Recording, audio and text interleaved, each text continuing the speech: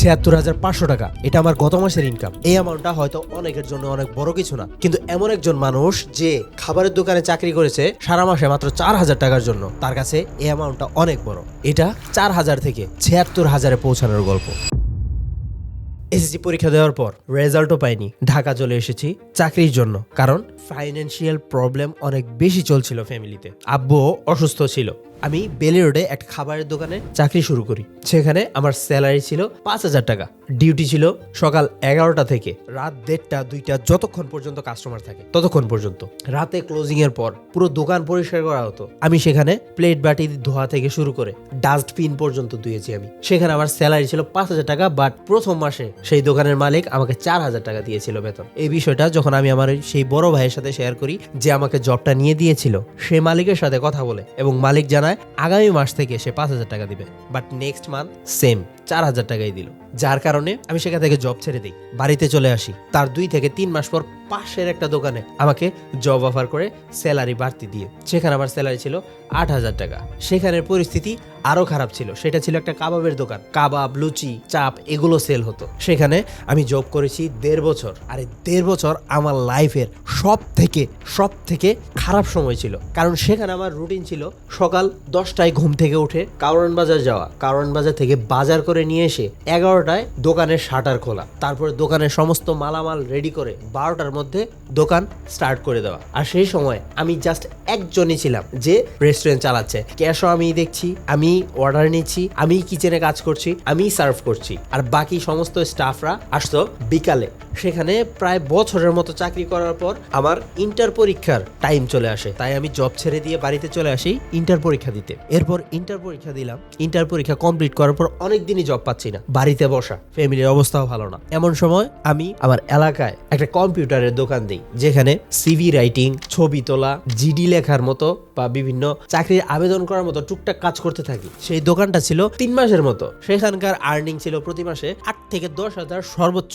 সেই দোকানটা চলা অবস্থায় ২০১৯ সালে আব্বু মারা যায়। আব্বুর সাথে যদিও একটা পর্যায়ে গিয়ে আমার বনাবনি বন্ধ হয়ে গিয়েছিল। আব্বুর প্রতি আমি খুব অসন্তুষ্ট ছিলাম, বাট যেদিন আব্বু মারা গেছে তার ১০ থেকে ১৫ দিনের মধ্যেই আমি বুঝতে পেরে গেছি যে বাবা কি জিনিস, আপনার মাথার উপর বট গাছ কি জিনিস। ফেসবুকে অনেক সময় এমন একটা স্ট্যাটাস দেখেন না, যে বাবা টাকা না, বাবা থাকাটাই সব থেকে বড় বিষয়। কথাটা একদম সত্যি ভাই। আপনার বাবা যদি অসুস্থ থাকে, সে যদি প্যারালাইজড থাকে, তারও যে কি পরিমাণ একটা ভ্যালু আছে সে মারা যাওয়ার পর আপনি বুঝবেন। হাদিসে তো এমন আসে, এতিমের মাথায় হাত বোলালেও নাকি অনেক সোয়াব। হবারই কথা ভাই, কারণ একজন এতিম যে লাইফে কি পরিমাণ একা ফিল করে নিজেকে, সেটা একমাত্র সেই বুঝবে যে এতিম হবে, যে বাপ হারা হবে, যে মা হারা হবে। আমি আমার লাইফ থেকে তখন আব্বুকে হারিয়ে রিয়েলাইজ করতে পেরেছি। আর তার থেকেও বড় বিষয়, আমি যখন স্কুল লাইফে ছিলাম, আব্বু সবসময় ঢাকা থাকতো, আমি আব্বুর তেমন একটা ছায়া পাইনি। ছায়া ইন দ্য সেন্স, আমি আব্বুর সাথে কখনো বাইরে যেতে পারিনি। আব্বু যখন কোথাও গেছে আমাকে সাথে নিয়ে যায় নাই। কোন একটা বড় মানুষের সাথে কথা বলতেছে বা কোন একটা কাজে গেছে, কিভাবে করতে হবে আমি এসব কোনো কিচ্ছু জানি না, কারণ আব্বু কোনো সময় আমাকে নিয়ে যায় নাই। আব্বু অলওয়েজ চিন্তা করছে আমি খেলতেছি, আমি কোনো জায়গায় ঘুরতে গেছি, ও যাক। আমাকে কখনো কোনো কাজের কথা বলে নাই, আমাকে দিয়ে কাজ করানোর কথা ভাবেও নাই। বাট আব্বুর এই অতিরিক্ত আদর আমাকে অনেক সাফার করাইছে, কারণ আমি লাইফে যত কিছু শিখছি প্রত্যেকটা জিনিস হোঁচট খেয়ে খেয়ে শিখছি। ইভেন এখনো আমি অনেক হোঁচট খাই, আমি অনেক কিছু বুঝি না, আমি অনেক কিছু জানি না। বাট আব্বুর মধ্যে যেই ভালো কোয়ালিটি গুলো ছিল, তার 1% যদি আমার মধ্যে আসতো, আমি পুরো দুনিয়া উলটপালট করে দিতে পারতাম। আব্বু যাবার পর আমি আবার নারায়ণগঞ্জ চলে যাই একটা রেস্টুরেন্টে চাকরির জন্য। সেখানে আমি ওয়েটারের জব স্টার্ট করি। সেখানে আমার স্যালারি ছিল ৯,০০০ টাকা। সেখানকার সার্ভিস চার্জ আর অন্যান্য সমস্ত কিছু মিলিয়ে আমার মাসে প্রায় ১২ থেকে ১৩,০০০ টাকার মতো পড়তো। সেখানকার খাওয়া দাওয়া অবশ্য রেস্টুরেন্ট কর্তৃপক্ষের উপরেই ছিল। ওখানে আমি জব করি ১ বছর। তারপর নারায়ণগঞ্জে অন্য আরেকটা রেস্টুরেন্টে সুইচ করি। আর এর মধ্যেই আমি একটা জিনিস ক্লিয়ার হয়ে গেছিলাম, যে আমি যেই কাজটা করছি সেটার কোনো ফিউচার নেই। আর তার থেকেও বড় কথা, একটা রিক্সা যেই পরিমাণ সম্মান, যেই পরিমাণ রেসপেক্ট পায়, আমি তার ছিটা ফোটাও পাচ্ছিলাম না, না কাস্টমারের কাছে, না এলাকার মানুষের কাছে, না মালিক মহাজনের কাছে। রেস্টুরেন্টের মালিকরা হয়তো এমনি আপনার মন রাখার জন্য বলবে, আপনি কাজ করেন, আপনার সাথে ভালো ব্যবহার করবে, বাট ডিপ ইনসাইড তারা আপনাকে একজন ওয়েটারের মতোই দেখে, আপনাকে সমাজের একটা লোয়েস্ট লেভেলের মানুষ হিসেবেই দেখে। And I realized that, thank God I realized that. সেই সময় আমি অনলাইন আর্নিং রিলেটেড অনেক ভিডিও দেখতাম। তখনই ফ্রিল্যান্সিং জিনিসটা আমার মাথায় ক্যাচ করে, আর আমি গ্রাফিক ডিজাইন শিখতে স্টার্ট করি। আমার জবের টাকা দিয়ে 25,000 টাকা একটা ল্যাপটপ কিনেছিলাম, সেটা দিয়ে কাজ শেখা স্টার্ট করি। অমনি করোনা আসে, লকডাউন, আমি বাড়িতে চলে আসি।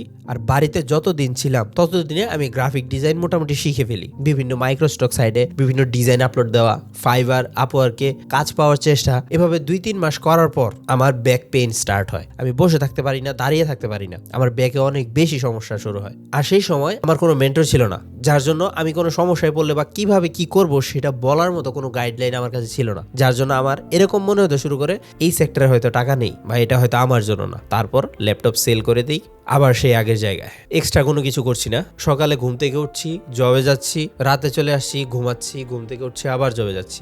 এভাবে লাইফ 6-7 মাস চলতে থাকে। আর এই সময় আমি অনেক বেশি ফ্রাস্ট্রেটেড ছিলাম, কারণ গ্রাফিক ডিজাইন শেখাকালীন আমার মধ্যে এরকম একটা টেন্ডেন্সি চলে আসছিল যে জবের পাশাপাশি কিছু করতে হবে, আমাকে অলওয়েজ ব্যস্ত থাকতে হবে। আমি মোটামুটি ফ্রি থাকা শুরু করি, যেটা আমার জন্য অনেক ফ্রাস্ট্রেটিং একটা জিনিস ছিল। এভাবে কিছুদিন চলার পর আবার লকডাউনের পর বাড়িতে চলে আসি। আর সেই রেস্টুরেন্টের মালিকদের মধ্যে সমস্যা হওয়ার কারণে আমাদের সমস্ত স্টাফ ক্লোজ করে দেওয়া হয়। আমি এবার জবলেস। কিছুদিন পর নারায়ণগঞ্জেই অন্য আরেকটা রেস্টুরেন্টে জয়েন করি। সেখানে কিছুদিন জব চলতে থাকে। সেখানেও আমি একটা জিনিস কোনোভাবেই খুঁজে পাচ্ছিলাম না, রেসপেক্ট। কেউ দিচ্ছিল না। আর আমি আমার নিজেকে সমাজের সব থেকে লোয়েস্ট লেভেলে অ্যাকসেপ্ট করে নিয়েছিলাম। I was stuck, yes. But এভাবে কিছুদিন চলার পর আমার মাথায় নতুন ভূত চাপে ইউটিউবিং করার। ইউটিউবিং এর জন্য ট্রাইপড কিনি, একটা বয়ার মাইক্রোফোনও কিনি। বাট ইউটিউবের ভিডিও রেকর্ড করেছি ট্রাইপড মাইক্রোফোন কেনার 2 বছর পর। এই 2 বছর জাস্ট প্রোক্রাস্টিনেট, আর মানুষ কি ভাববে, কে আমাকে দেখে কি বলবে, এটা চিন্তা করতে করতেই চলে গেছে। যখন আমি ভিডিও স্টার্ট করি তখন আমি জব করছি নরসিংদীতে। ইউটিউবে এই চ্যানেলের আগেও আমার একটা চ্যানেল ছিল, সেটাতে মোটামুটি 8 থেকে 900-র মতো সাবস্ক্রাইবার হয়। ওটা আমি কুইট করে দিই। তারপর এটা নতুন করে স্টার্ট করি। অনেকদিন এই চ্যানেলটাতেও সময় দিতে দিতে আমি ক্লান্ত, কোনো দিক পাচ্ছিলাম না কোন দিকে যাব। আর এতদিনে আমি লাইফে অনেক কঠিন সিচুয়েশনের মধ্যে দিয়ে অলরেডি এসেছি, যার জন্য আমার থিঙ্কিং প্রসেসও চেঞ্জ হতে শুরু করেছে। তখন আমি চিন্তা করলাম আমাকে এমন একটা কিছু করতে হবে যেন আমি এই জবটা থেকে বের হতে পারি। এমন কিছু করে যদি জবটা থেকে বের হতে পারি, তারপর আমি ইউটিউবে বা অন্য কোনো প্ল্যাটফর্মে ফুল ফোকাসের সাথে ফুল টাইম দিব। আর তখনই আমার কাছে জাস্ট একটা স্কিল ছিল, সেটা ছিল গ্রাফিক ডিজাইন। প্লাস আমি আমার ইউটিউবের ভিডিওগুলো এডিট করতাম ক্যাপকাটে। Video editing, visual storytelling, এই সমস্ত জিনিস আমার মাইন্ডে অলরেডি প্ল্যান করা ছিল, কারণ আমি আমার চ্যানেলের অনেক ভিডিও এডিট করেছি। Plus creative thinking graphic design থেকে এসেছে, যার জন্য আমি অনেক কষ্ট করে আম্মুকে কনভিন্স করি একটা পিসি কেনার। বাট আম্মু শুরুতে রাজি হতে চায় না, কারণ পিসির প্রাইস, আমি যেটা বলেছিলাম, আম্মু শুনে মাথা ঘুরে গেছিল। আসলে একটা গরিব ফ্যামিলির পক্ষে এত টাকা ইনভেস্ট করা অনেক কঠিন। বাট আমি আমার সেভিংস থেকে 1,30,000 টাকা দিয়ে এই পিসিটা বানাই। বানানোর পর প্রিমিয়ার প্রোর মোটামুটি ধারণা আগে থেকেই ছিল আমার। আফটার ইফেক্টস শিখতে স্টার্ট করি। 3 মাসে আফটার ইফেক্টস কমপ্লিট। 19 সেকেন্ডের একটা স্যাম্পল ভিডিও এডিটিং গ্রুপে আপলোড করি। সেই 19 সেকেন্ডের ভিডিওতে সবাই অনেক ভালো রেসপন্স দেয়। কয়েকটা বাংলাদেশি এজেন্সির ভাই আমাকে মেসেজ দিতে শুরু করে, আমি কতদিন ধরে কাজ করি বা আমার কাজের প্রাইস কেমন। লিটারেলি তারা আমাকে কাজ দেওয়ার জন্য রেডি হয়ে যায়। তখন একজনের সাথে আমি মোটামুটি ডিল করে ফেলি আর তার কাজ করতে স্টার্ট করি। আমার প্রথম কাজই তার অনেক বেশি পছন্দ হয়। ইভেন ক্লায়েন্টও অনেক পছন্দ করে কাজটা। যখন তার থেকে 2-3টা করে কাজ পেতে থাকি, আমি সারা দিন ডিউটি করতাম, সারা রাত কাজ করতাম ভিডিও এডিটিং এর, ঘুমাতাম মাত্র 2 থেকে 2.5 ঘন্টা। এভাবে চলে 1 মাসের মতো। Then I took the hardest decision of my life, quitting my job. আম্মু কোনোভাবেই রাজি না, আমিও ভেতরে ভেতরে ফুল কনফিডেন্ট না। বাট স্টিল উঠতে চাইলে লাভ তো দিতেই হবে।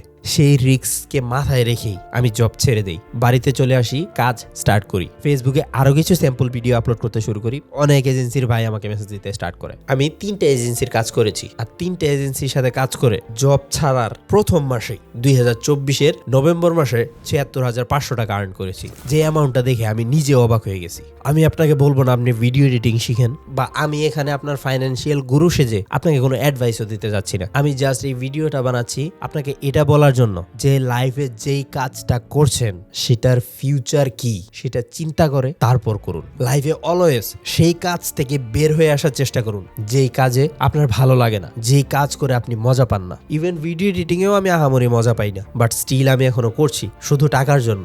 জব থেকে তো ভালো আর এই ভিডিও এডিটিং আমি বেশি দিন করব না। আমার অন্যদিকে অনেক প্ল্যান আছে, সেই সমস্ত প্ল্যানের উপর আমি কাজ করছি। এখন থেকে চ্যানেলের ভিডিওগুলো একটু অন্য টাইপের হতে পারে, আগের থেকে একটু ভিন্ন। ভিন্ন। আশা করি আপনার উপকারে আসবে আর আপনার টাইম ওয়েস্ট হয় এমন কোনো ভিডিও আমি কখনোই বানাবো না।